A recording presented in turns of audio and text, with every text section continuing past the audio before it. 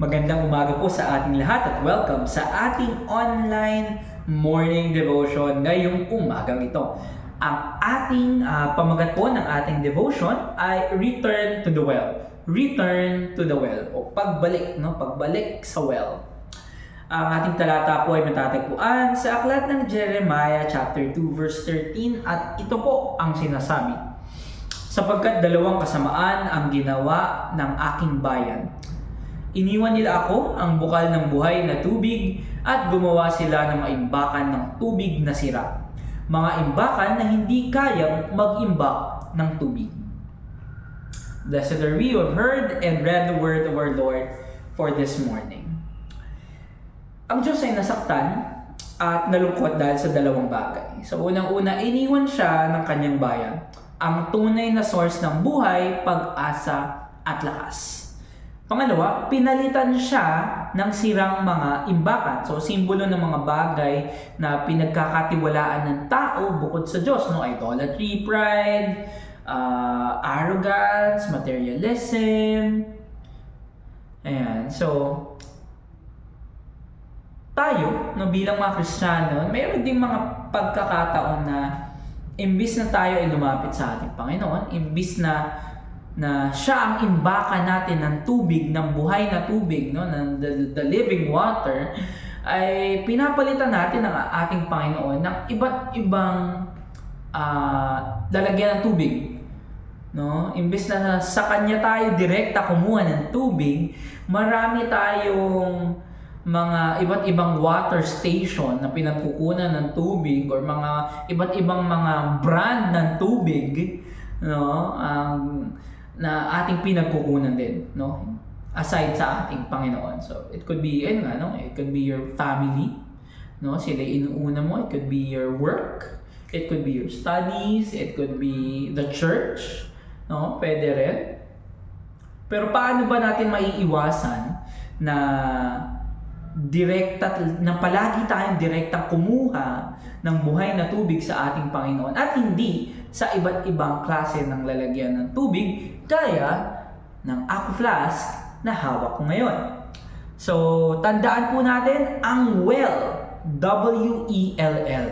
Lagi tayong bumalik sa well. Unang-una, W, withhold nothing from God.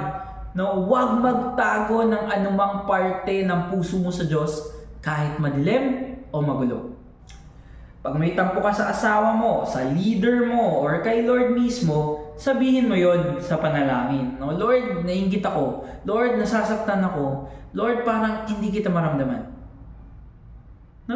Pag nabigo ka sa plano o pangarap mo, huwag mong lunukin na failure ako, palpak ako. Ibuhos natin sa ating Panginoon. Sulat mo sa journal, ang mga salitang hindi mo masabi kahit kanino. Kasi prayer yun eh. Even if hindi ka nagpe-pray, vocally or silent prayer, yung journaling natin ng ating mga experiences, ng mga nararamdaman natin na nilalagay natin sa ating devotional, ito ay isa ng act of prayer. Next, E. Examine your cisterns. So, cisterns, hindi po ito sister, kapatid na babae, ito po ay cisterns. So, lalagyanan ng tubig, mga lalagyanan ng tubig. So, tukuyin mo kung saan ka umaasa bukod sa Diyos para sa security, identity, or comfort. So, nagtatrabaho ka ng sobra at halos di ka na nagpe-pray, baka trabaho na imbakan mo, katulad ng sinabi ko kanina. Let's say, kapag masama yung araw mo, imbis na mag-pray ka, una mong iisipin, grab food, food panda, or retail therapy nga, yung sumisigat ngayon, Shopee, Lazada, TikTok Shop, bibili ka lang, sige, order ako, hintay ko ma-deliver, kahit gaano pa kalayo, kahit nasa Shenzhen sorting center pa yan, okay lang, basta nabili ko at masaya ako. Or nag-scroll tayo sa social media ng 3 hours, walang palya, walang tigil. Baka sila, baka yung mga bagay na yun, yung sirang imbakan mo na doon ka kumukuha ng comfort, doon ka kumukuha ng assurance, imbes na sa ating Panginoon. So next, L, no? Lean into His Word. Ang salita ng Diyos ang tunay na nagbibigay buhay, no? Hindi sa likes, sa achievements, hindi sa relasyon mo sa ibang tao, no? Napaka-importante, no, na let's set a non-negotiable 5-minute word time kahit sa CR or sa jeep. No? Let's face it, no, napakabilis ng mundo natin. Ang dami natin ginagawa, napaka-busy natin, and much as we want na everyday na sumubaybay sa ating online morning devotion, napakahirap, no? Napakahirap. So, kaya tayo na yung mag-effort. Ano ba pwede kong gawin? No? Kaya nga, we're trying to make these devotionals as short as possible para kaunting oras lang, no, yung makuha natin. Pero at least buong-buo pa rin ang ating pananampalataya sa ating Panginoon. No? Whether nasa CR ka, nasa jeep ka, you can pray, you can read your devotional, you can watch, no, our online morning devotion. So, wala tayong lusot, wala tayong kawala. Effort na lang talaga sa part natin. So, sa tuwing malilito ka, humugot ka ng wisdom sa Bible. Instead na magmarites ka about sa problema mo at sa pinagdadaanan mo, sa mga kaibigan mo, pwede naman, no, kung hindi sila marites, no, kung talagang sila ay makakatulong sa iyo. No, pero lagi unahin natin ating Panginoon. Tayo ay magdasal, tayo ay magbasa ng Bible para tayo ay magabayan ng ating Panginoon. Last L, let Him fill you daily.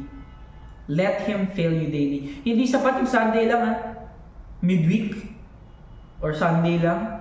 Sunday school. Hindi pa nga nagsa-Sunday school. Diba? Araw-araw tayo dapat nagpapabusog sa ating Panginoon. Mag-set tayo ng spiritual alarm, no? Kahit anong oras man yan. 3 p.m. bago ka umuwi. 4 p.m., 5. Lunch break. Pagkagising mo, bago ka maligo, bago ka mag-breakfast, no? Let's have a spiritual alarm na itong time na to ay isi-set aside natin para tayo ay magdasal. Pag biglang na stress sa office or family, huwag puro rant, no? Huwag tayong dediretso sa ating social media, mag-i-story. Ang hirap ng buhay. Mag-i-story or mag-post, life is hard. Ganyan. So, imbis na tayo mag-rant at mag-share ng problema natin sa Facebook or Instagram or kahit saan man yan, i-share natin na tayo ay may problema, pero ang solusyon natin ay ang ating Panginoon. No, sa dulo ng araw, huwag lang Netflix, magpahinga sa presensya niya. So yes, marami tayong ginagawa. May nagvi-video games, may nanonood, may nagbabasa ng libro, may kain ng kain, may natutulog na agad, diba? Lahat yan nakakatulong sa atin. Pero napaka-importante na bago natin gawin ng mga bagay na yan, ay tayo ay magpahinga rin sa presensya niya. Simpleng worship song habang naliligo or habang naglalaba, nagpapahinga. It's already refreshing to the soul. And as we close for this morning, no, para sa ating reflection questions, anong sirang imbakan sa buhay mo ngayon?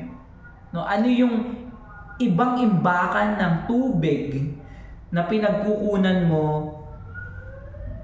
na hindi ang Panginoon, na hindi galing sa Panginoon? And next, kailan ka nung huling nakuhaw at tunay na bumalik sa well ni Lord? No, kailan tayo talaga na, oh Lord, uhaw na uhaw ako sa'yo. Lord, kailangan na kailangan kita. When was the last time na uminom ka, na ininom mo yung living water? Tayo pong lahat ay manalangin. Panginoon, patawad kung iniwan ka namin para sa mga sirang pinagmumulan ng tubig na may buhay. Tubig na buhay. Ipakita mo sa amin ang mga cisterns na hindi tunay na nagtatagal. Buksan mo ang puso namin, walang itinatago, walang ipinagmamalaki. Punuin mo kami araw-araw ng iyong buhay, buhay na tubig. Sa iyo lang kami mauuhaw, Panginoon. At sa aming pansamantalang paghiwa-hiwalay ngayong umagang ito, ikaw ang magsilbing gabay at lakas ng bawat isa. Ito lang ang aming samot dalangin sa pangalan ni Jesus. Amen.